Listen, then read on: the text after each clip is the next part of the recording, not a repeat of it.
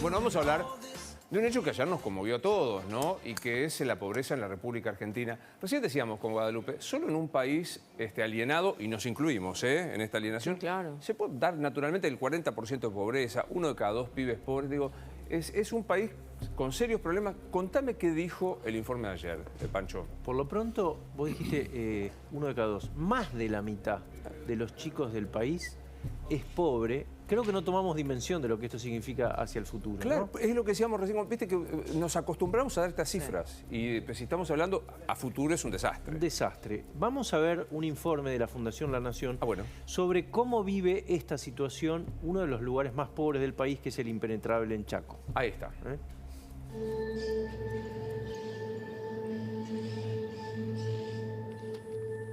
El noreste argentino es la región más crítica en términos de pobreza infantil. Los porcentajes son alarmantes.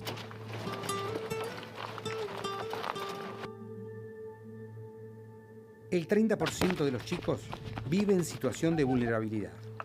La mitad no tiene acceso a la salud. El 25% vive en viviendas precarias. Y el 45% tiene problemas de acceso a la educación.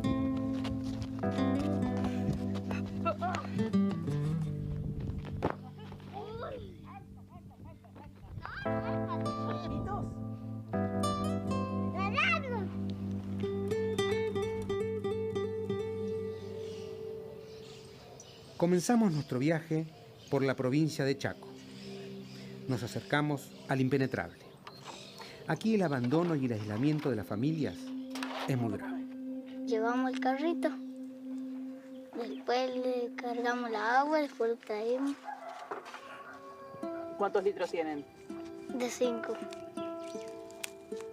¿Y eso lo hacen todos los días? Sí. ¿Y pesa el carro? No. ¿Y hasta dónde van? Hasta la laguna. ¿Y el agua de la laguna cómo está?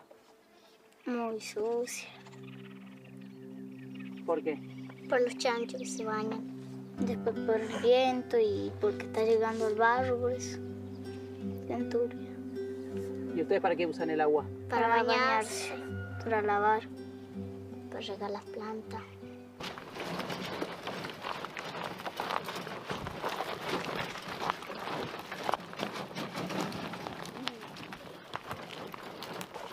¿Qué? Son los chiquititos.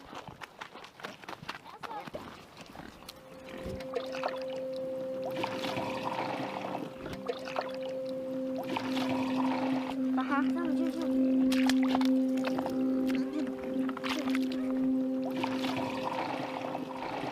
¿Y qué me contaban de la pastilla? Que tenemos potabilizadora. ¿Y cómo se usa? Se corta con la cuchilla y se le echa. Se le echa el polvo y de ahí se le mezcla. ¿Cómo es la vida acá? Y la vida es sufrida. Peor ahora que no alcanza la plata para nada.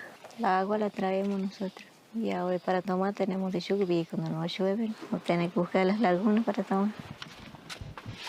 ¿Si les gusta ir a la escuela a los chicos? Y el Enzo ya falta poco para que termine.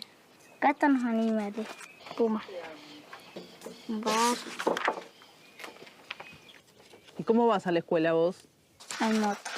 ¿Y te gustaría seguir estudiando? Sí. ¿Qué te gusta estudiar?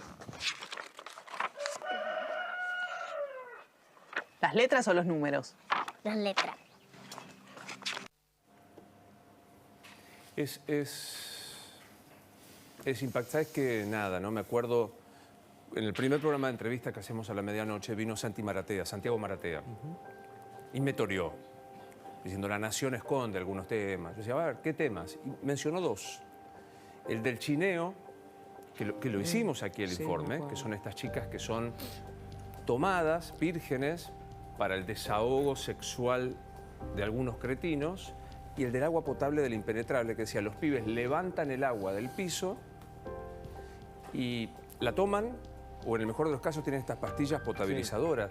Yo quiero decir, de paso digo, aquí para Santi, que no es una pelea personal con él, porque mientras nos peleamos pasan estas cosas. Es tremendo esto, Pancho. Estamos en el pobreza infantil, en el mismo nivel de, ¿te acordás cuando nos escandalizábamos en el segundo semestre de Macri? Claro. ¿No? ¿Querés que veamos un poco de placas allí en la pantalla? Veamos los números que dio tomar nota. ayer el INDEC. Estos son números del primer semestre del año. 36,5 la pobreza, cayó un poquito, alrededor de un punto. Acá hay que tener en cuenta una cosa que es muy importante. El primer trimestre del año fue bastante mejor que el segundo trimestre. Entonces el promedio te da esto. Acordate que vino la hecatombe, el 6% de inflación en los últimos meses. Por eso, el número sobre todo en el primer trimestre, está más pegado a lo que fue el segundo semestre del año pasado, con el plan platita, con toda la plata que distribuyeron. Pero solo de este dato, ¿no? Que la primera placa, el 36,5 son 16 millones de personas. Claro, por supuesto. Ahí tenés ahí está, el número ¿cuánto dio el censo? 42. 46, ¿no? No me acuerdo cuánto había dado. O sea, 46. hagamos los cálculos de cuánta gente está en situación de pobreza. Sí, perdón, Pancho. Pero claro, como la situación se deterioró macroeconómicamente, sube la indigencia, poné la placa de la indigencia y ahí tenés también los números absolutos, son casi 4 millones de indigentes en todo el país. Y acá lo que yo te decía de los changarines. ¿Qué pasa? Lo que se deteriora es el empleo, o sea, todos tenemos un empleo más precarizado, incluso los del formal. El que hacía el trabajo más precario de todos, que es el trabajo eventual, las labores domésticas, y que están en el nivel informal, tienen menos ingresos, entonces este sector está peor que antes, que es el sector de la indigencia. Todo va a tender a empeorar porque el segundo trimestre fue peor. Entonces, ahora ya estamos en el segundo semestre del año, va a ser peor. Vamos a la otra placa, a ver. Bueno, esto es lo que decíamos recién, de 0 a 14 años, 51 de pobres. Más de un pibe menor de 14 años es pobre. Porque hay que ponerle... Yo me acuerdo una vez, una funcionaria de los 90 decía el stock de desocupados, el stock de pobres, que en términos estadísticos se dice así, pero no es un stock, hay un pibe y otro pibe y otro pibe y otro pibe con una historia personal, ¿no? Claro, y la medición además es bastante generosa, ¿no? Desde ya. Claro. Dale, pasa a la otra. Estas son las 5 regiones más pobres del país, gran resistencia, encabeza, lo veíamos recién, 50% de toda la población. Concordia... ¿Quién gobierna en Chaco? El peronismo. El nombre del gobernador se me olvida. Capitanich, Capitanich. ¿no? Ah, que quería ser candidato a presidente. ¿Ya gobernó otra vez Capitanich o me olvido? Sí, muchos años. Sí, No, fue pero intendente a mí también. la nubladez post-COVID me complica. Sí. El conurbano, 42%, Gran Córdoba, 40%, Santa Fe, 39%. Todos estos son ciudades grandes, ¿no? Las más populosas, tienen un nivel escandaloso. Pasemos a la otra. Ahora vas a ver las ciudades. Bueno, en Argentina hay 4.228 villas en todo el país. Sí. Fenómeno creciente. Alguien muy malvado me dice, ¿te acordás? No me acuerdo. Si lo encuentran al video se los agradezco porque no me lo acuerdo. Del gobernador Capitanich inaugurando una canilla, ¿puede ser? Sí, No me lo acuerdo. No, la nubladez post-COVID, por ahí lo encontramos y lo recreamos. El año pasado. Esto da una superficie de 330 kilómetros cuadrados de villas. Seguí, a ver, dale, vamos avanzando con algunos números que dieron, el INDEC dio ayer. Esta fue la última. Bueno, esta es la situación.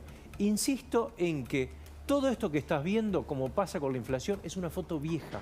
Claro.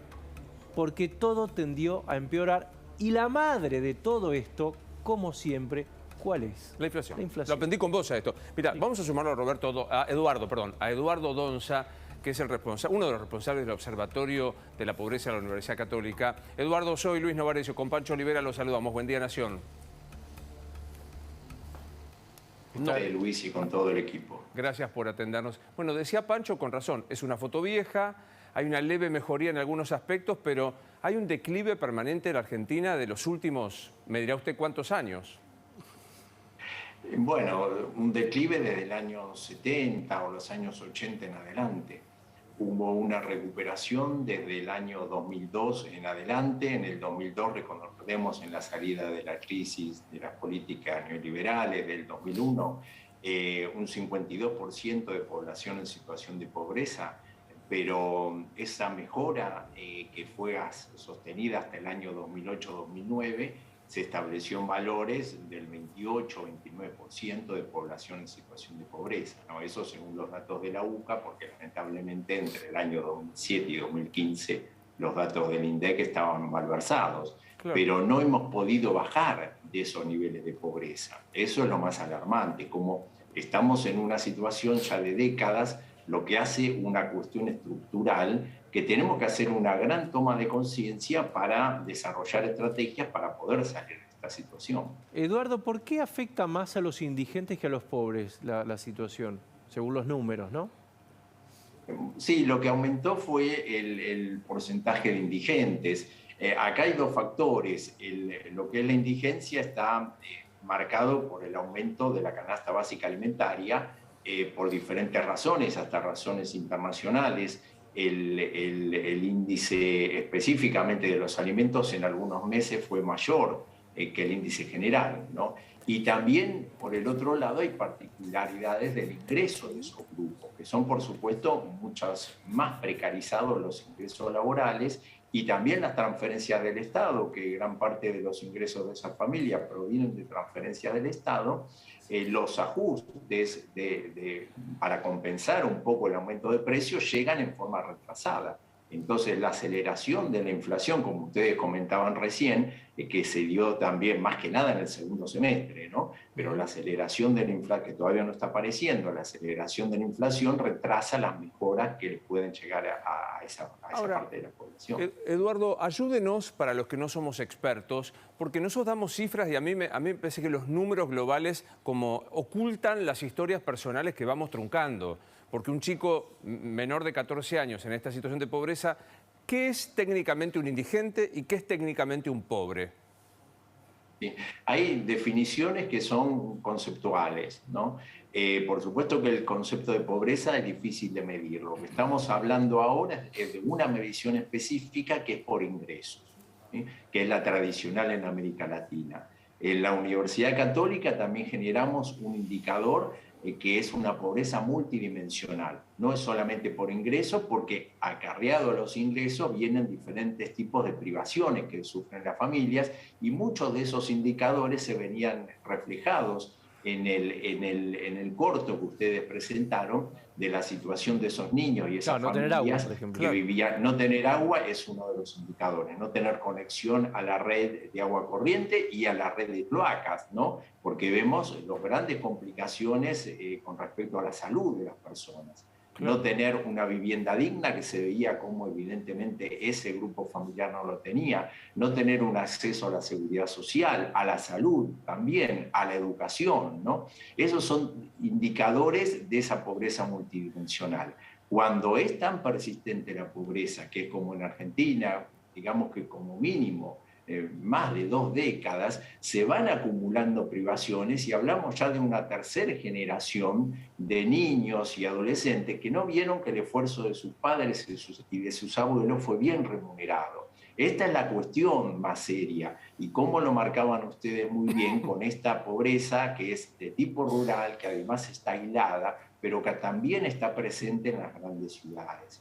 Lo que aparece acá es la necesidad de la mejora del aparato productivo. Vemos cómo las transferencias del Estado amortiguan un poco la situación de esta familia. Si no tendríamos niveles de indigencia, podemos pensar cercanos al 20% y niveles de pobreza un 5, un 6% superiores, ¿no? Eduardo, pero con estos programas que son estrictamente necesarios que continúen, sabemos que no alcanzan y tiene que mejorar la estructura productiva para que a través del trabajo le lleguen unos mejores ingresos a la familia. Hay 1.300.000 personas que cobran el plan Potenciar Trabaja, por ejemplo, ¿no? ¿Eso hace que este universo de gente no esté en la indigencia o no esté en la pobreza? ¿Cómo? No sé si lo tienen medido, para ver cuál sería el número real, ¿no? Sí, por supuesto. Eso lo medimos también, no se mide técnicamente y ayuda un poco a algunos a salir de la pobreza o de la indigencia y a otro poco para poder por lo menos estar por arriba de la línea de indigencia. Son ingresos que la familia lo suelen compensar con otras actividades. Por supuesto que nadie va a vivir con la mitad de un salario mínimo vital y móvil, como en este caso, ¿no? Siempre son sistemas compensatorios de un mercado de trabajo que ya hace varias décadas, podemos decir de la década del 90 en adelante, que no es un buen distribuidor de recursos en la población, no es un eficiente distribuidor. Por eso tiene que salir el Estado a compensar esos ingresos, ¿no? Claro. Ya en el año 2009, con una ley como fue la asignación universal por hijo, que el Estado está reconociendo la inoperancia, podemos decirlo, que tenemos todos los argentinos, por supuesto con diferentes responsabilidades en la dirección, pero de generar un sistema productivo que sea eficiente y que genere trabajo. Esa es la parte central. Cómo tenemos que desarrollar políticas de Estado que sean sostenidas en el tiempo y consensuadas con todos los actores de la producción y el trabajo, porque el sistema político no va a resolver esto, ¿no? Claro. Ya le cuesta mucho al sistema político ponerse de acuerdo en las cuestiones de corto plazo. Bien. Y estamos hablando de una planificación estratégica como país, en la cual tiene que tener muy en cuenta las economías regionales y también la distribución de la población, porque muchas veces algunos hechos muy graves como los que ustedes están marcando recién en el corto, algunos son por sistemas de que el Estado no puede estar presente con la profundidad suficiente. Claro. Son casi problemas hasta de logística a veces, ¿no? Cuando vemos la malnutrición o la mortalidad infantil, pero nos pasan en un país que aparentemente... Eduardo, se nos cortó. Ahí está, Eduardo, gracias por haber charlado con nosotros, ¿eh? Gracias por el contacto, muchos saludos para todos. Varias cosas para agregar. Me están diciendo que el gobierno está por anunciar un nuevo bono para personas en situación de indigencia antes de fin de año a través del dólar soja. Van a hacer demagogia con el tema del dólar soja. Ya hubo uno, recordemos, a mitad de año. Totalmente. Varias cosas. Nos está viendo la diputada provincial Amalia Granata, la diputada de la provincia de Santa Fe. Mirá el dato que nos agrega, para que lo sumemos y lo vamos a investigar, que tiene que ver con la desnutrición en la provincia de Santa Fe. Digo, una provincia que produce alimentos para una enorme, no solo para el país, sino para el continente. ¿Podemos ver lo de Amalia Granata, por favor, que tiene que ver con la provincia de Santa Fe? Digo, dato objetivo que se acaba de relevar por estas horas y que, insisto, forma parte de... Porque ahí yo podría empezar a discutir quién gobierna, quién no gobierna. No, atraviesa a todos los partidos. Si no lo tenemos, lo leo de acá. Díganme, por favor, que lo hacemos directamente acá. Sí, pero no la estoy viendo a la foto. Si no, lo digo de acá. Bueno, en la ciudad de Santa Fe realizaron un control pediátrico y detectaron al 15% de los niños con desnutrición aguda. Ciudad de Santa Fe. Ahí tenés el... Una unidad móvil de la Fundación CONIN llegó a Santa Fe, se instaló en el barrio San Agustín, atendió a 100 chicos de 0 a 10 años. Detectó que el 15% de estos chicos padecen desnutrición aguda. Ciudad de Santa Fe. Y quiero repasar una placa que mencionaba Pancho, que son los conglomerados urbanos más pobres. Los más pobres, claro. Que estaba encabezado, si no me equivoco, por el Gran Resistencia. Sí, claro. Sí. Recordemos además que lo que... Acá está, mirá. 50%. 50% de pobreza. Esto es una catástrofe. Estamos así, además, hace muchos años. Y lo peor de todo es que cuando vos hablás con los especialistas, con los empresarios, que son los que tendrían que invertir, no ven solución. Yo podría utilizar en cada lugar un ejemplo. No es animadversión personal contra Jorge Capitanich, que fue 2 veces gobernador, intendente de Resistencia también fue. Pero digo, 50% de pobreza. Y no hace tanto el gobernador hacía esta enorme obra de infraestructura para paliar la pobreza. Mira.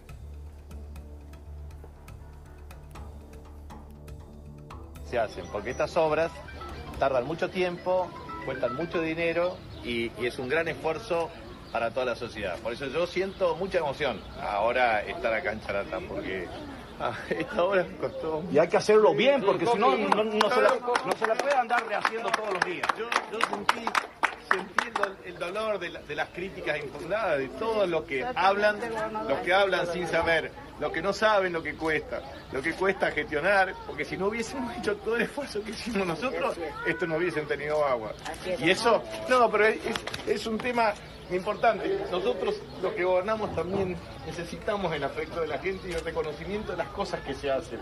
Porque si no, parece ser que una obra de esta magnitud, digamos, abrir una canilla no es nada, digamos, pero este es un cambio de vida para siempre. Y estos son 107 años que esta localidad, que lo merece, ABC, ahora tiene agua potable. Así es. Y lo tiene cada uno de los vecinos. Eso, efectivamente. Eso es lo importante. Así que yo por eso siento realmente una gran alegría. Hoy nosotros no queremos hacer ni actos ni nada, queríamos solamente abrir la canilla, porque esa es la alegría de la gente. Así es. Adelante, señor gobernador. Y quiero ver más canillas.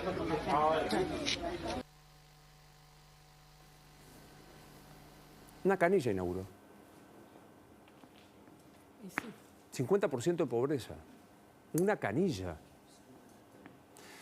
Jorge Eliotti es una de las firmas más importantes del Diario de la Nación. Es siempre un placer leerlo y escucharlo. Jorge, buen día, Nación, para vos. ¿Cómo estás? ¿Qué decir, Luis? ¿Cómo estás? Buen día. Bien. ¿Se te ocurre algo original para titular después de este informe de Pancho y lo que veíamos? Bueno, en realidad me parece que está trabajando sobre un problema estructural de la Argentina con un dato que me parece que es la novedad de los últimos años, que tiene que ver con que el trabajo o el ingreso no está permitiendo sacar a la gente de la situación de pobreza. Es decir, hay gente pobre que tiene trabajo y eso sí que es una novedad. La pobreza en la Argentina, desde los últimos 20 años en particular, fines de los 90, ha tenido indicadores por arriba del 30% y es muy complicado porque es una pobreza estructural, pero ahora se ha agravado por la pérdida del poder adquisitivo. Fíjate que este dato que se conoció ayer, donde hay una leve baja de la pobreza y un leve incremento de la indigencia, se produce en un primer semestre en donde la actividad económica fue relativamente positiva. Si se compara con el primer semestre del 21, más del 6% de actividad económica. Si se compara con el segundo semestre del 2021, alrededor del 2%. Entonces, ¿qué quiere decir? Que aunque la economía haya mostrado algunos síntomas de recuperación, eso no alcanza a impactar en términos de pobreza e indigencia en términos positivos. Y entonces el gran interrogante es qué puede pasar para este segundo semestre, en donde los indicadores de la actividad económica claramente son más negativos, va a haber una desaceleración, va a haber menos consumo, yo creo que se va a ir notando progresivamente, va a haber una inflación que evidentemente no está bajando como espera el gobierno. Entonces, ¿qué puede estar pasando ahora mientras estamos hablando con esos mismos indicadores, ¿no? Ahora, fíjate en el medio de esto de la psicosis de la coalición gobernante, Jorge, que ayer Cristina tuitea, para mí es el fin de algún eventual romance que pueda haber tenido Cristina con Sergio Massa, ¿no? Que le dice, el INDEC publica los datos, bueno, el impacto del aumento de los precios de los alimentos, y en el próximo tuit le advierte a Sergio Massa, concretamente, ministro, intervenga fuertemente en las empresas productoras de alimentos porque, digo, hay varias cosas. Primero, es genial en la psicosis, insisto, que Cristina no forma parte de este gobierno, escribe tweets. Y B, me parece que es el fin del romance de la vicepresidenta con el ministro. ¿Qué pensás? Bueno, coincido con que es un mensaje sumamente importante para marcar un punto de inflexión de lo que veníamos viendo en los 2 últimos meses, donde Cristina, después de la llegada de Massa al Ministerio de Economía, se había corrido de la agenda económica y se había focalizado casi exclusivamente en el tema judicial, ya sea la causa de vialidad, ya sea la del ataque que sufrió, ya sea el de la Corte Suprema en el Senado. Por primera vez después de 2 meses, vuelve a la agenda económica para hacerle este señalamiento a Massa, que se lo podría haber hecho en las llamadas telefónicas, en las reuniones que suelen tener, quiere dar a difusión, le marca la cancha y se despega de lo que evidentemente está viendo, que tiene que ver con estos números indicadores que estábamos hablando, es decir, un escenario económico y social muy complejo, de la cual ella empieza a tomar distancia. Creo que está incubándose la próxima crisis de gobierno. Fíjate que habíamos tenido 2 meses sin crisis, porque había el temor al desbarranco, había generado cierta cohesión por temor, y estamos ante eso, porque después de lo de ayer de Cristina, acaba de emitir un Twitter el viceministro de Economía, Gabriel Rubinstein, donde parece una respuesta a Cristina Kirchner diciendo que la responsabilidad del problema no es de las empresas, sino que es una responsabilidad del gobierno y que están trabajando en ese sentido. Es decir, le salió a responder a Cristina. Esto, si uno no tiene los termómetros mal calibrados, es el anuncio de que se viene un periodo de nuevas tensiones entre el equipo económico, ahora con Massa a la cabeza, y el kirchnerismo duro, donde había ya en las últimas semanas, sobre todo en la Cámpora, mucha inquietud porque estaba diciendo el tema del salario y el tema de la inflación nos está comiendo la base de sustentación política, y entonces había este silencio que venían manteniendo, estaba generando un costo interno. Bueno, Cristina abre la válvula y ahora hay que ver qué pasa. Si vuelven a aparecer todo el coro, Larroque, los Máximo Kirchner y demás. Eso van a aparecer. Jorge, te lo pongo en términos de Roberto Feletti. ¿Se viene la profundización del populismo? ¿O por lo menos el pedido a que Massa vaya a eso? Lo que pasa es que no, es una cuestión meramente declarativa. No creo que a Massa no quisiera hacer distribucionismo como lo piensa el kirchnerismo. El problema es que no tiene con qué hacerlo. Todas las medidas que está instrumentando Massa en términos de ajuste para acotar el nivel del déficit fiscal, para cumplir con las metas del Fondo Monetario, las está haciendo como única alternativa para ordenar las cuentas, para que la macroeconomía no se descalibre. Fíjate que con enorme esfuerzo el dólar se ha mantenido, algunos corcoveos, pero se ha estabilizado un poco respecto de lo que había sido julio y agosto. O sea, es muy precaria la situación económica como para empezar otra vez a generar una discusión de modelos que tanto desgastó a Guzmán y terminó con su salida, y que también desgastó al kirchnerismo. Si el kirchnerismo está viendo en este mensaje de Cristina el inicio de una nueva embestida ahora contra Massa, vamos a tener una crisis terminal. Cuando asumió Massa todos dijimos, esa era la bala de plata, la última alternativa, bueno, todas las metáforas que se nos ocurrieran. Si ahora vas a embestir contra esa última opción, lo que queda es muy complicado. Por eso me parece que es un momento para mirar con mucha atención, porque apareció un foco de tensión muy prematuramente. Muchos esperaban que esto ocurriera un poco hacia fin de año y con la mirada en el año electoral, porque ahí sí iba a haber una demanda de mayor gasto, de aflojar un poco con el ajuste. Bueno, me parece que se anticiparon los tiempos, el dato de ayer de pobreza e indigencia y el tema de los alimentos en particular vuelve a detonar esta tensión. Jorge, ¿qué tal? Buen día. Sobre eso quería ir. Ayer estuvo Massa en el Congreso presentando el presupuesto. ¿Cómo va a ser en año electoral, justamente con todas estas demandas para llegar a la pauta del 1,9% de déficit? Que encima es alta, ¿no? Según dicen también los especialistas, tampoco es que es un gran ajuste, pero en términos, en cuanto al contexto, obviamente va a ser complicado. Yo creo que le va a resultar muy difícil cumplir con esa meta. Había cuenta de que cuando llega el periodo electoral es prácticamente imposible no atender la multiplicidad de demandas del gobierno nacional, de cada uno de los candidatos, de los distritos, de las provincias, de los municipios.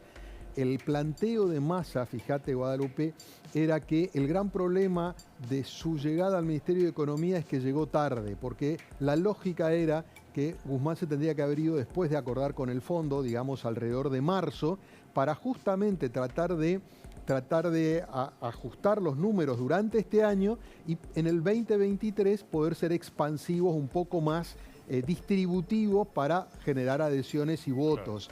Los plazos no le van a dar porque no va a terminar de lograr el ajuste real que está. De hecho, lo que estamos viendo de Cristina manifiesta que está poniendo un límite a lo que está haciendo Massa y el año que viene esos límites van a ser mucho mayores porque cuando aparece la necesidad electoral, eso domina todas las decisiones del gobierno e incluye al Ministerio de Economía. Me parece que está empezando a entrar en un desfiladero muy tempranamente Massa que se le puede complicar. Bueno, me quedo con este análisis tuyo que hacía Jorge de ojo que nos esté incubando una crisis con el tuit de Cristina. Antes eran las cartas, después fueron las cadenas, ahora es el tuit. Sucede que, claro, sería una crisis terminal definitivamente. Un placer verlo, señor, allí en la redacción, ¿eh? Por favor, un gusto, Luis. Saludo al resto de la mesa. Muchas gracias. Bueno, ¿qué pasa?